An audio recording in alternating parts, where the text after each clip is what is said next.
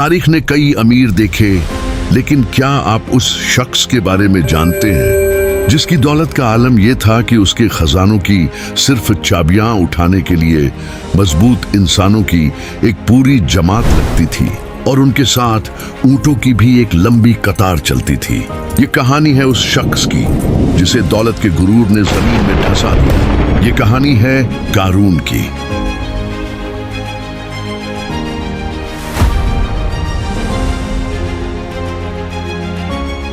अमीना बाजी, इंसान जब अल्लाह को भूल जाता है तो दौलत भी उसका अजाब बन जाती है। कारून भी भूल गया था, इसीलिए दौलत ने उसे ऊपर उठाया नहीं, जमीन में गिरा दिया।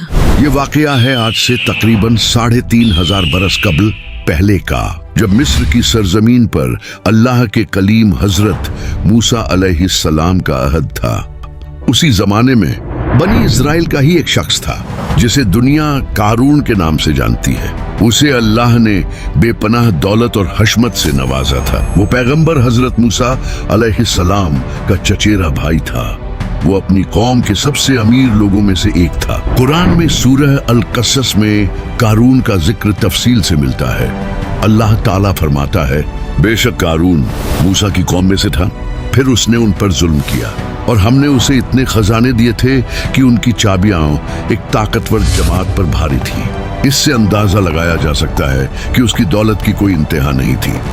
कारून अपनी इस बेपनाह दौलत को अपनी लियाकत, काबिलियत और इल्म का नतीजा समझता था। वह भूल गया था कि यह सब अल्लाह की अता देन है।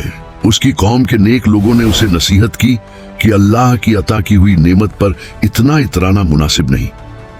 कारून, इतना मत इतरा, अल्लाह इतराने वालों को पसंद नहीं करता, और लोगों के साथ वैसा ही सुलूक कर जैसा अल्लाह ने तेरे साथ किया है। कारून हिकारत से हंसता है। दौलत के नशे ने कारून को अंधा कर दिया था। वह गुरबा और मोहताजों पर अपनी दौलत खर्च करने के बजाय उसे और बढ़ाने की हिर्स में मुब्तला था। अल्लाह ने जो माल तुझे अता किया है उसमें गरीबों का भी हक है। अल्लाह के हुक्म के मुताबिक ज़कात अदा कर। मेरी दौलत पर किसी का कोई हक नहीं। कारून ने हजरत मूसा अलैहिस्सलाम को बदनाम करने की एक साजिश रची। उसने एक औरत को रकम देकर इस बात पर आमादा किया कि वो लोगों के सामने हजरत मूसा पर झूठी तोहमत लगाए। मूसा ने मुझे गुमराह किया है, पैगंबर होने का दावा करके मुझे अपनी तरफ बुलाया। मैं गवाह हूँ, मूसा ने गुनाह किया सुना है। तुम सबने, ये है तुम्हारा नबी। जब उस औरत ने भरी महफिल में तोहमत लगाने की कोशिश की तो अल्लाह ने उसकी जबान पर सच्चाई जारी कर दी और उसने कारून की साजिश का पर्दाफाश कर दिया। तब हजरत मूसा अलैहिस्सलाम ने अल्लाह से दुआ की, नहीं, मैंने झूठ कहा था। मूसा अलैहिस्सलाम पाक हैं, उन्होंने मुझ पर कोई जुल्म नहीं किया। कारून ने मुझे मजबूर किया था कि मैं इल्जाम लगाऊं। अल्लाह का अजाब नाजिल हुआ, जमीन फटी और कारून को उसके महल और तमाम खजानों समेत अपने अंदर निगल गई। जो लोग कल तक उसकी दौलत को हसरत की निगाह से देखते थे, आज उसकी तबाही का नजारा अपनी आंखों से देख रहे थे। फिर हमने उसे और उसके घर को जमीन में धंसा दिया तो उसके पास कोई ऐसी जमाअत न थी जो अल्लाह के मुकाबले में उसकी मदद करती, और न वह खुद अपनी मदद कर सका। कारून का किस्सा आज भी उतना ही मौजूद है जितना हजारों बरस पहले था।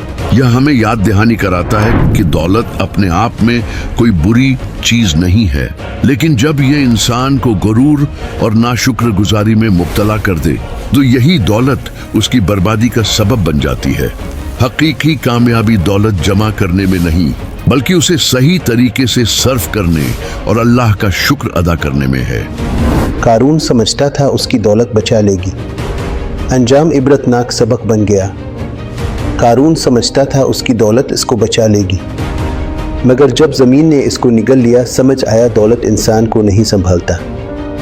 आज भी लोग कारून जैसे बनते हैं, अंजाम उन्हीं जैसा होता है।